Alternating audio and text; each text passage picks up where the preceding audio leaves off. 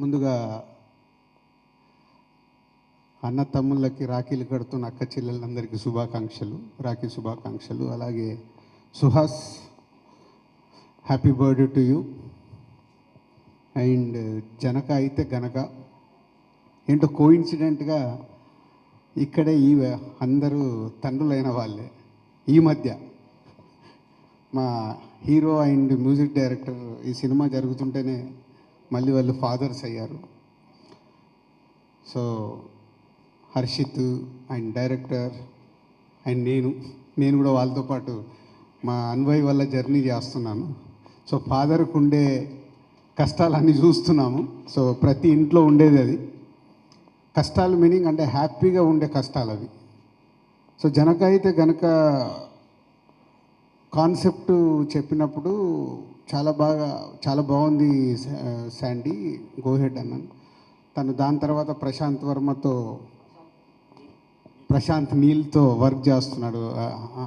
వెళ్ళి అక్కడ రైటర్గా జాయిన్ అయ్యాడు. ప్రశాంత్ వినడము, ప్రశాంత్ కూడా చాలా బాగుందని చెప్పి హర్షిత్ వాళ్ళు కంటిన్యూ అయ్యి స్క్రిప్ట్ చేశారు. అంటే ఈ స్క్రిప్ట్ అయిన తర్వాత కూడా సుహాస్ నీకంటే ముందు చాలామంది హీరోల దగ్గరికి ఇది స్క్రిప్ట్ వెళ్ళింది.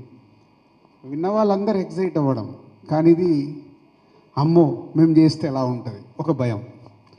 అలా 3-4 అయిపోయారు. శాండీ కూడా సరే ఏం చేద్దాం is busy with Prashanth Neel. సరే బలగం రిలీజ్ అయిన తర్వాత నేనే ఒకరోజు హర్షిత్ని శాండీని రండి అన్నాను. అని ఏంటి సార్, ఒక అబ్బాయి పేరు చెప్తాను, నాకు బలగం అయిన తర్వాత ఆ కాన్ఫిడెన్స్ ఈ కథ బాగా రీచ్ అవుద్ది అనిపిస్తుంది, చెప్తాను మీకు రీచ్ అవుద్దా అని. అప్పుడు సుహాస్ గురించి చెప్పా. ఎందుకో అబ్బాయి చాలా ఈ కథలో ఉన్నట్ట మిడిల్ క్లాసు కుర్రాడిలాగా బాగా రీచ్ అవుతాడు అనిపిస్తుంది.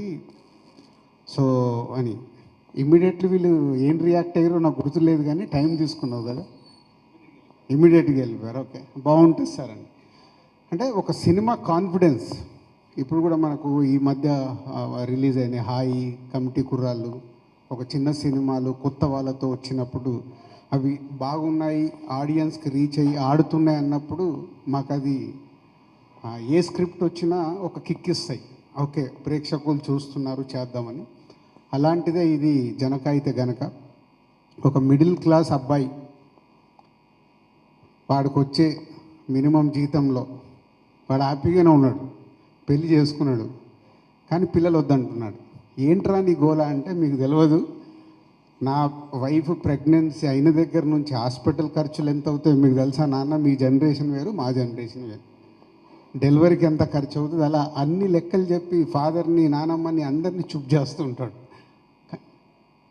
సో ఈరోజున్న జనరేషన్లో economy is very important, same time పిల్లలు ఇంపార్టెంటే, ఎమోషన్స్. ఆ ఎమోషన్స్ మధ్యలో శాండీ ఆల్మోస్ట్ తన పర్సనల్ లైఫ్లో జరిగిన ఇన్సిడెంట్స్ని జర్నీ చేసిన, ఇప్పుడు వీళ్ళందరూ కూడా పర్సనల్ లైఫ్లో కనెక్ట్ అయిపోయారు. విజయ్ కానీ, సుహాస్ కానీ, ఈవెన్ హర్షిత్ కానీ. సో జర్నీ చేసేటప్పుడు ఉండేదే దీన్ని హ్యూమరస్గా, సో థియేటర్ అంతా నవ్వేలాగా ఎలా చేయాలని మంచి కాన్సెప్టు, ఒక మిడిల్ క్లాస్ ఫ్యామిలీ, ఒక మిడిల్ క్లాస్ కుర్రాడిని తీసుకొని చాలా బాగా చేశారు. ఫైనల్ చేసి మొన్నే సినిమా చూపించారు. సో తొందరలోనే మీకు రిలీజ్ డేట్ అనౌన్స్ చేసి ఒక మంచి సినిమా మళ్ళీ మీరు చూడబోతున్నారని ఒక నమ్మకంతో ఉన్నాం. ఇప్పుడు కమిటీ కుర్రాళ్ళు హాయి ఎలా అయితే ప్రేక్షకులు ఒక ఫ్రెష్గా ఫీల్ అయ్యారో, ఈ సినిమాని అంత ఫ్రెష్గా ఫీల్ అవుతారు విత్ హ్యూమర్, నాన్ స్టాప్ ఎంటర్టైన్మెంట్తో జరిగే సినిమా ఇది. ఇక సుహాస్ గురించి చెప్పక్కర్లేదు. అండ్ మలయాళీ అమ్మాయి అయినా వాళ్ళ వైఫ్ అండ్ హస్బెండ్గా పేరు చాలా క్యూట్గా, ఏదున్నా అమ్మాయి ఒకటే డైలాగ్ ఏంటి అని అంటే, మా ఆయన చూసుకుంటారులే అంటే, అంత కాన్ఫిడెన్స్ హస్బెండ్ మీద. పిల్లలు వద్దన్నా ఓకే అంటది, ఏదన్నా ఓకే అంటది, అంత క్యూట్గా చేసింది అమ్మాయి. అండ్ సుహాస్ ఒక మిడిల్ క్లాస్ కుర్రాడు ఎలా ఉండాలో అలాగే ఉంటాడు. తన ప్రీవియస్ సినిమాలు కూడా మనం చూసాం. ఈ సినిమాలో కూడా మీరు చూస్తే, ఇప్పుడు సాంగ్ చూసినా, టీజర్ చూసినా చాలా ఒక మిడిల్ క్లాస్ కుర్రాడిలాగా కనిపిస్తాడు. సో గుడ్ సెట్తో వస్తున్న ఈ సినిమా తొందరలో మీ ముందుకు వస్తుంది. సో ఈరోజు సాంగ్ స్పెషల్, చాలా పాటలు చూసాము, రైటర్ చెప్పాడు. ఇప్పుడు విజయ్ బేబీ తర్వాత తను చాలా ఫేమ్ అయ్యాడు. పోతే కాకినాడలో ఉండి ఇప్పుడు హైదరాబాద్లో వచ్చి పని చేస్తున్నా అంటే ఆయన వైఫ్ ఎంత హెల్ప్ చేస్తే ఇక్కడ వరకు వచ్చి చేస్తున్నాడు. మీ వైఫ్కు నువ్వు సాంగ్ డెడికేట్ చేయడంలో తప్పే లేదు.